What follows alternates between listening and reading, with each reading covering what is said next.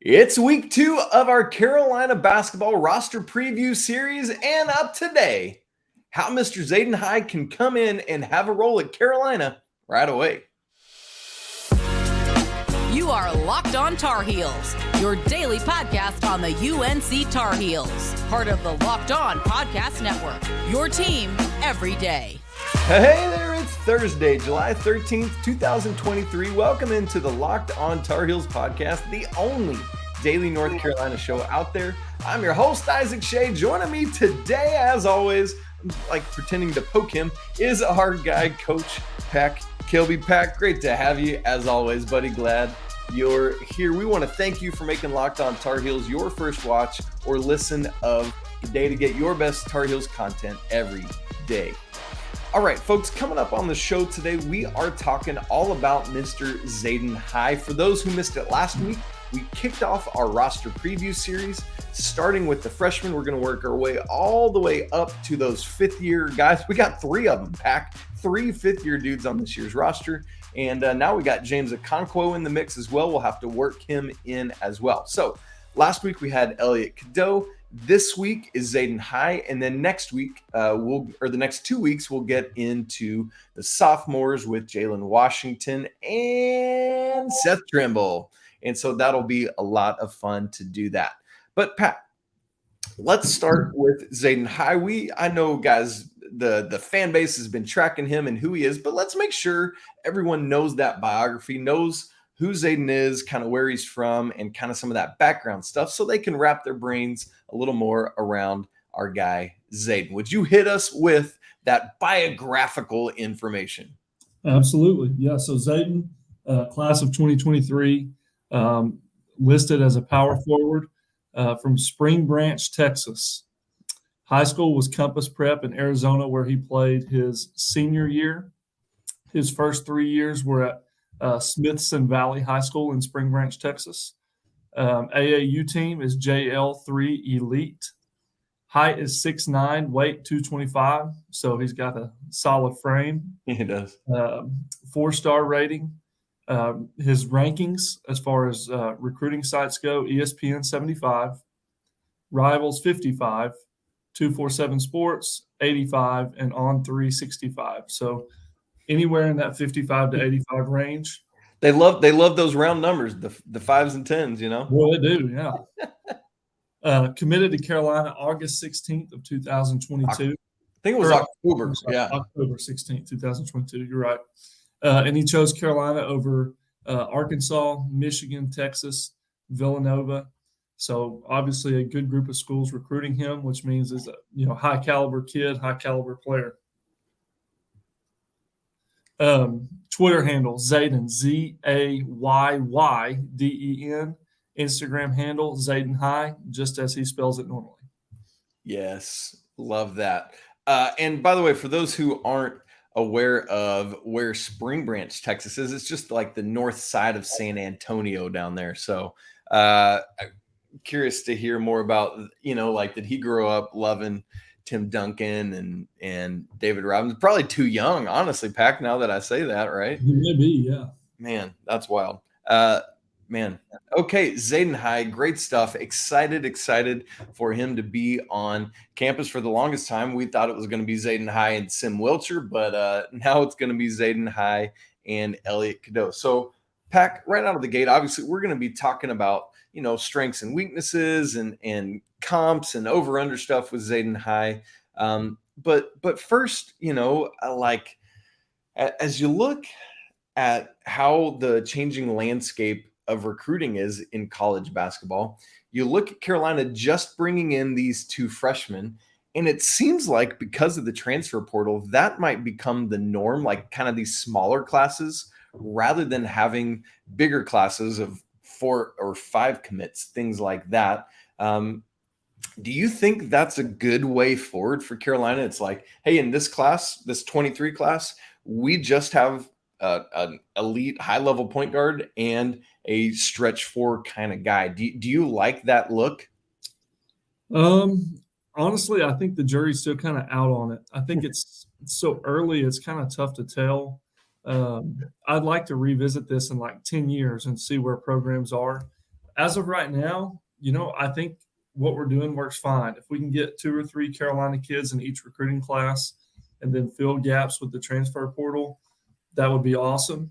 Because as we've talked about many times, I think the transfer portal, you get already proven kids and you get that experience, and experience is what wins in March traditionally.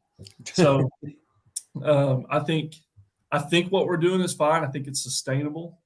But I do I don't know what it's going to look like in 5 years when we've had a lot more of the transfer portal and a lot more of the NIL era. I could see it just being kind of this ever fluctuating thing where, one team wins it because they've recruited really well and they've kept guys in their program. And I can see years where the transfer portal is king and teams just replenish their roster and they're rolling, So I don't know. It's really kind of too early to tell for me. What do you think? Yeah, I think the jury is still out on it. I think you're right. I think it's this mixture that you were kind of like, you mentioned how you talked about getting 2 or 3 Carolina guys. And because we're talking about Zayden High, I'll focus in on him with that. He really feels like that, like Carolina getting a front court kind of guy who is somebody that has some great skill sets, but is going to continue to develop and grow. And it almost has this feel like they're not the same player, but Tyler Nickel last year, and I know that he ended up leaving, but really felt like that kind of guy who wanted to come in, really work and grow and work himself into the rotation and become a big part of the roster. It feels like Zayden High is that to me, somebody that is a Carolina guy that wants to come be part of everything that Hubert Davis is doing and the team. And that excites me specifically with him because I think he can bring that. But and even if he doesn't, it doesn't mean he's a bad kid. It doesn't mean he's a Carolina kid. It's just the landscape of things now. But so I'm with you. I want to take a wait and see approach on the best way forward with roster construction. And I think that's going to change from year to year. And that's tough to think about. By the way, one thing I missed is with Zayden's Twitter handle, I forgot that there's that 23 in it. And so I had actually written it down on our sheet wrong. So it's Zayden with 2 I's, Zayy 23, and then the DEN. So I don't want to lead folks astray there. Hand up. That is my fault. Pac, by the way, one of the things I love about Zayden, he's had that great head of hair for a long time. And when he came to Carolina, trimmed it up a little bit. And I don't know about you, he kind of looks like one of the Ball brothers now that he trimmed his hair. Can you see it? You see yeah. And so I hadn't thought of that like that until you just said it, but yeah. Yeah, that just hit me recently. I was like, my man looks a little bit like Lonzo Ball now. And so anyway, hopefully I don't know, whatever. Lonzo, hopefully he'll play basketball again. That poor dude is yikes. Anyway, so Zayden High, great stuff right there. We're going to continue to talk next about what we see are some qualities, some basketball traits that can get him on the court right now, as well as looking at things that he's going to have to continue to grow in to work his way into a big part of the front court rotation for North Carolina. We'll look at all that in just a second. But first, I need to tell you that today's episode of Locked on Tar Heels is brought to you by our friends at FanDuel.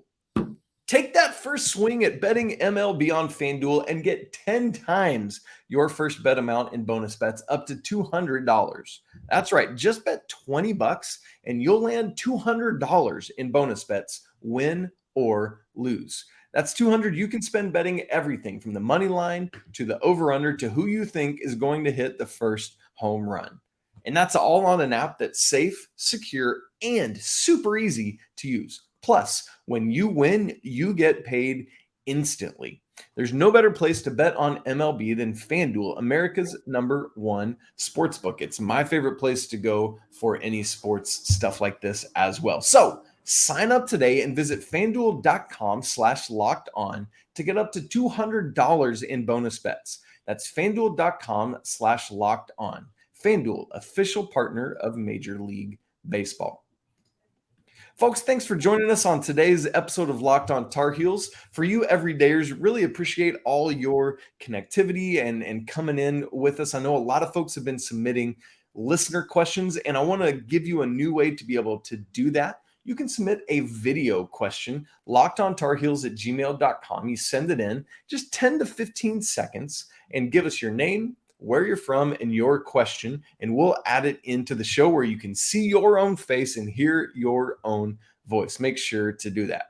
All right, Pac, we are in our summer roster preview series, and today we're talking about Zayden High, who is coming to Carolina, or who's at Carolina right now. We finally started to see the front court fill out a little bit more with the recent addition of James Okonkwo, the West Virginia transfer. And so that's good news for the Tar Heels. But specific to Zayden High, Pac, one of the things we often like to look at is, rather than just saying strengths, we like to look at it as, what is it that he can do that would get him on the court right now? I'm curious what you think that is for Zayden. Well, Zayden can shoot, and I think he has that ability to stretch the floor. I think he has a decent IQ for the game. He has, some – I don't want to say he's all guard, but he has some guard skills to his game. I think he has pretty good court vision, especially as a passer. I think he's a good passer. Maybe that's an underrated part of his game.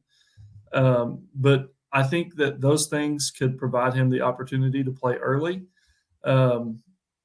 Especially, if we continue to do a lot of the zoom action or which is dribble handoffs. I was going to say, explain that for people who might not know what that is. If we do a lot of dribble handoffs on the wing and the ball screens and different things of that nature, he provides the ability to be a threat from the perimeter.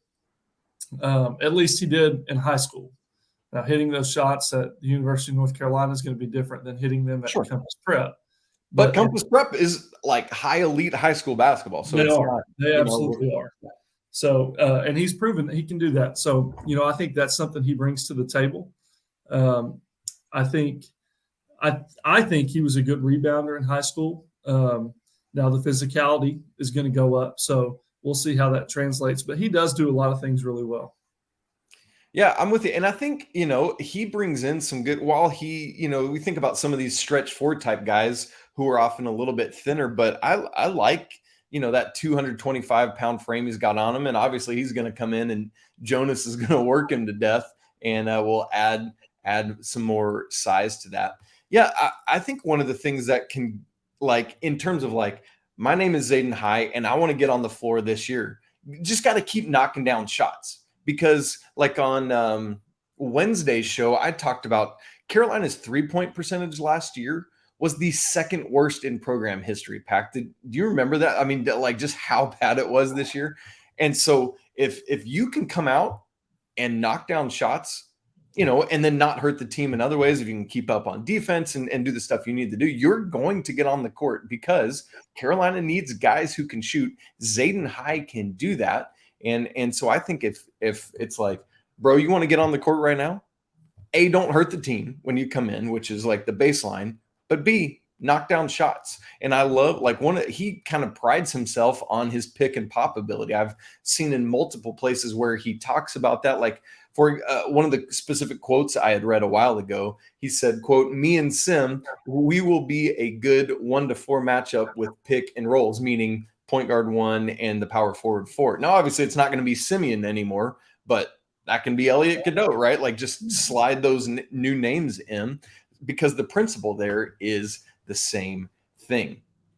Pac, something I love about Zayden's skill set, it's similar to what happened with Anthony Davis in high school, where Anthony Davis was more of a backcourt player, had guard skills, and then just poof, shot up the charts, and then was able to take those kind of guard skills and be able to start learning it in a new body. For Zayden, there is some of that similarity where earlier in high school was playing more kind of backcourt roles, learning, being able to ball handle and things like that, and kind of had that 8-inch growth spurt, and now turns into a 4. Now I know sometimes that makes it a little tough to grow into your new body, right? And so he's probably learning that. But how can that be a benefit for not only him but the Tar Heels?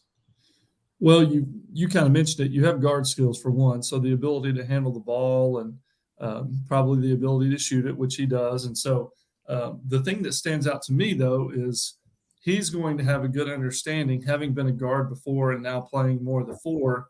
He's going to have a good understanding of that post guard relationship. Oh, that's good. And yeah. What I see a lot is like guards don't all the time want to throw it into the post because they're afraid they're not going to get it back. And so Zayden can kind of understand that like gap, like, hey, I can be a good passer from the post. I can be a threat from the post. I can find my guards on the inside out looks. And then he can understand it from the perimeter as well, as far as feeding those guys the ball, relocating into a spot, having your hands ready, being a threat from the perimeter, and how much that helps the post player. So he gets kind of both sides of that perspective, which I think is huge for your IQ and just your ability to have a feel for the game. So to me, I think that's a huge benefit. That's a great point. Now, Pac, let's flip to the other side of it because, we talked about Zayden being in that 55 to 85 range in terms of his high school ranking coming into the Tar Heels. So obviously he is a high level basketball player who's been very successful, won MVPs at tournaments and stuff. And so has that winning mentality to go with all his skill sets. But as every basketball player does, he has things that he'll still need to continue to grow in his game. As you look at it, let's flip, we asked the question, what's going to get him on the floor right now? The other side of that, what might keep him off the floor from being, instead of like a 20-minute a game guy, being more like a 10-minute a game guy? Why wouldn't he see as much of the floor yet? Well, to me, it'll be kind of the same thing as Jalen Washington. Like, can he guard? Can he guard? Can the physicality of the game, will that affect him, or will he be able to seamlessly transition into college basketball unfazed by that physicality? Now, we've talked about it. He has a great frame. He's already 225 pounds. I think he's pretty stocky, pretty stout. But can he apply it? That's a huge difference. And he's an 18-year-old, and he's battling against 22 and 23-year-olds every night. So there's kind of that transition into, I don't know, like that man strength, like is just going to be more physical. So if he can handle that and he can prove that he can rebound well and guard well, it's kind of like that, what you were talking about earlier, that baseline. Yeah. Can you not hurt the team? Yep. Well, that'll be the question, because if he can prove that he can guard and he can rebound, there's your baseline. And then shooting is that added layer. And so to me, that's the question marks of why he wouldn't be able to play. Can he guard and can he rebound? Yeah. And to your point about size, like just looking at last year's roster, Jalen Washington was listed on last year's roster at 225, Armando at 235. So from a frame standpoint, he's right there with those dudes. And we just want to see that fill up. Yeah. So of all that, Pac, if you are a basketball coach, if you are going at Zayden High, if you're creating a scouting report for, all right, guys, we need to watch this with High coming out here, what would be the thing you would try to exploit? Would it be like, hey, he's just a freshman, so he doesn't know all the defensive principles, so let's go at him and force him to make decisions that he might not just instinctively be ready for yet? What would it be? Yeah, I mean, that essentially getting into, depending on how we guard, I guess, it's getting into ball screens and switches and seeing if he can guard multiple positions and how well guards can get downhill on him. And then even if he has to guard up, if Baycott's in foul trouble and Washington isn't trusted or whatever, can Zayden High get in there and bang against a team that plays two bigs? Or, there's a lot of ways you could look at it, but I think the main thing is, can he guard smaller players? Can he keep the dribble in front of him? Can he switch effectively? Those types of things. Yeah, that's good. I like that. Making a freshman have to make decisions, and then they show how ready they are for that. And as with any of them, there are going to be ups and downs this season for Zayden. Same is true of Elliot Cadeau. Same is true of every freshman every year as they adjust to the college game. So, Pac, last word on this segment, and then we'll move to our comps and our over-unders, one of my favorite moments of these roster preview shows. Imagine that you are Hubert Davis sitting down at the end of the 23-24 season. It's been a successful year for Zayden High if fill in the blank. What would you say to that? It's been a successful season for Zayden if he's averaging, 10 to 12 minutes per game, and he's 2.5, 3 rebounds a game, and, 2 free throws per game and like a made 3 per game. You know what I'm saying? So he's able to get to the free throw line. He rebounds the basketball, and he's a threat from the perimeter in limited minutes. That's all we need, really. I mean, I think Withers is going to be effective at the 4. I think Ingram's going to be effective at the 4. I think obviously Baycott and Okonkwo are effective at the 5. So I don't know how much he will play, especially given how our staff has handled it in the past. But if he can get, 10 to 12-ish minutes a game, and he can prove to be effective in that with the stats that I just mentioned, then I think that's a huge success for him and laying a groundwork for what he can be in the future. Yeah. And I think if I can add something into that is the mindset of it, right? And what I mean by that is this. In this day and age where guys are so ready, like, if I'm not getting those minutes right now as a freshman, I'm going to be looking elsewhere later, which goes back to that conversation we had earlier about, these smaller freshman recruiting classes. If Zayden High can be in that mindset that we're hopeful for of, man, this year is about learning, finding my way, finding my spot on this team, and then being able to grow into bigger roles in the future, which I absolutely think he will do, then that's a great part of it. Like that success you talked about, some people might look at those sheer numbers and be like, no, that's not good enough.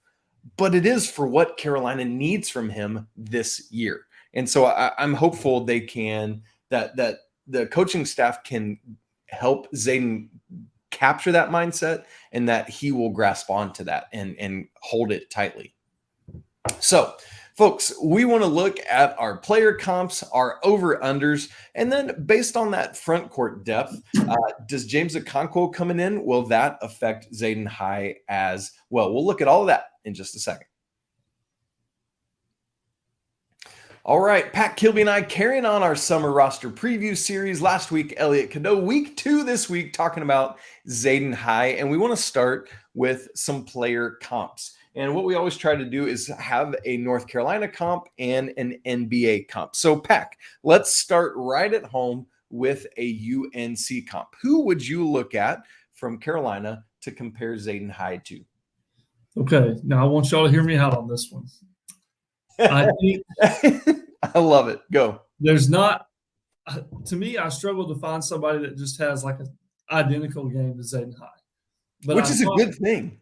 I love that. Absolutely. Yeah, I think he's a little different. He's a unicorn for Carolina in some aspects. But this is what I like about Zayden. And you just mentioned it. He has a situation where if his mentality is correct, he can prove to be somebody that's at Carolina for a long time and grow a ton and become a really successful player. And so for my player comp, I want to use James Michael McAdoo. Ooh. Because he's somebody that came in. Better shooting version of. Definitely a better shooting version of, but he came in, somewhat raw and with a limited role and grew. And I could see that for Zayden. I could see that a lot. Just having to grind to get where he wants to be. And then once he gets there, he's beloved and a huge piece to what Carolina does. And I could see that for Zayden. And so not necessarily in the style of play, although they do have some similarities, right? But the situation and the way things are going to work out for them, I think it's a good comparison for Zayden. I like what you're saying there. So it's less about the game and more about the trajectory of their potential Carolina career. I like that. Some that just jump out for me. Again, it's not one-to-one, apples to apples, but just even some of the recent guys that the Carolina coaching staff will have been selling Zayden on is somebody like Brady Manek, is somebody like Pete Nance, who kind of fit, to me, that is the what Zayden should be looking to be is, can I do the type of things that Brady and Pete have done in the past 2 seasons for the Tar Heels? Pac, as we look over to the NBA, any comps that you see for Zayden at the NBA level? I'm going to throw one out there, and it's still a little differing, but I think LaMarcus Aldridge is a decent comp. Ooh. I like it because LaMarcus can shoot, and the times that he's in the post, he's kind of back to the basket, hit you with that mid-range jumper / fadeaway. He can shoot from the perimeter. I see a lot of those things in Zayden's game, but also LaMarcus had, solid passing ability. He had high IQ, and he kind of displayed some guard skills in the way that he played, and I see that in Zayden. Now, I know Marcus is 7 feet tall, a lot bigger than traditionally played the 5. I get that. Zayden's got more into – he's going to grow. Yeah, hopefully he's got another spurt in him. I have no idea, folks. I'm just joking. Don't hold me to that. But I do see some similarities in the way that they play, and so I like that comp for him. Yeah, that's cool. Not to mention another Texas boy, right? LaMarcus Aldridge was out of the Dallas area, played for Texas, and then spent some years in the middle of his career playing for the Spurs right down the road from where Zayden grew up. So that's even fun in a geographical sense as well. All right, Pac, let's move to what is probably my most favorite part of these shows is our over-under conversations. And I want to start, you mentioned it earlier when you were talking about it's been a successful season for Zayden and the minutes per game conversation. I have set the line on Zayden's minutes at over under 7 minutes a game averaged in his freshman year. I don't want to look out beyond that right now because I think and hope that number jumps exponentially after this year. But his freshman year, over under 7 minutes a game. That's set really well right there. Thank you. I started at 5 and I was like, no, that's too low. I got a budget. I'll take the over. I'll take the over. I'll tell you why. I could be wrong. I could prove to be dead wrong, but I don't exactly trust Withers just yet. And I think there's a slight opening potentially for Zayden to make a move if he proves that he's ready. I think obviously Ingram's a lock to start at the 4, in my opinion. But who's going to back him up and who's going to play in that role? Potentially Zayden, and potentially 7 to 10 minutes a game. So I'll take the over. Okay, love it. I am hoping I'm dead wrong on this, but I'm going to take the under. Looking at last year's minutes, there were 8 players that played over 7 minutes a game, and just below that threshold were Tyler Nickel, Dontrez Styles, Jalen Washington, who were each in the high 5s, low 6s. And I think just based on Coach Davis's typical substitution patterns, I think that this season, Zayden is going to fall more into that range. I don't think it'll be much below 7, but I am going to take the under on that specific number. All right, Pac, the next one, and this is an interesting one for me. I might have this number set a bit too high. We'll find out as we both give our answer. But over under 35% from the three-point line for Zayden High this season, not career. I'm going to go under. I think he's going to be like at the 33% mark, which is still a point per possession and still solid. But just for his freshman year, I'll take 33%. So the under. That's a good number. I think I would have, yeah. As I start talking it out, I realize I probably should have set the number at like 32.5 or 33.5. That would have been more difficult. I'm going to take the under too, because that, especially for a freshman, is a big number to go after. But yeah, I'm with you. I think he'll be in the 30s. And heck, again, let me go back to yesterday's show where I talked about Carolina's 3-point shooting last season. Caleb Love was the only player on the Tar Heels last year to attempt more than 200 threes, and he shot under 30%. So honestly, anything from Zayden 30% or higher for me is a win this season.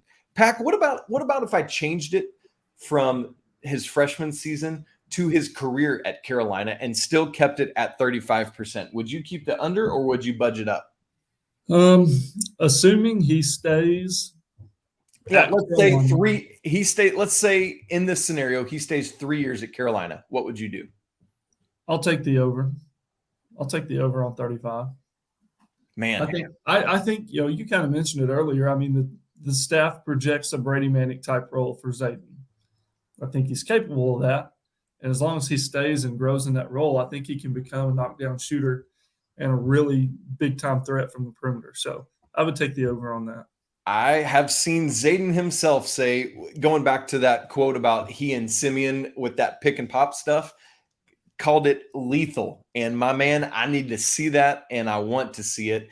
A lethal knockdown outside shooter from Zayden High who can go in and get you 3, 4, 5 rebounds a game, showcase those guard skills that he grew up with. Man, his ability to pass as a taller guy combined with some of the other assist numbers I expect to see from this team could be fun to watch. So Zayden High, our second player in our summer roster preview series. Love it. Great conversation, Pac. Cannot wait for next week where we move from the freshman class to the sophomores and we keep on rolling. Folks, thanks so much for tuning in to today's episode. We really appreciate you being with us. You can follow the show on Twitter at Locked On Heels. You can follow Pac at Coach_K23 or me at Isaac Schade. If you want to talk more in depth, email the show, lockedontarheels@gmail.com.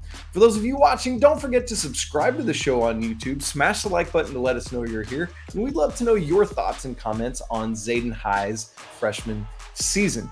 Want to remind you, it's always a great day to be a Tar Heel. I'll talk to you again tomorrow. But until then, Pac, let's get those deuces up. Peace.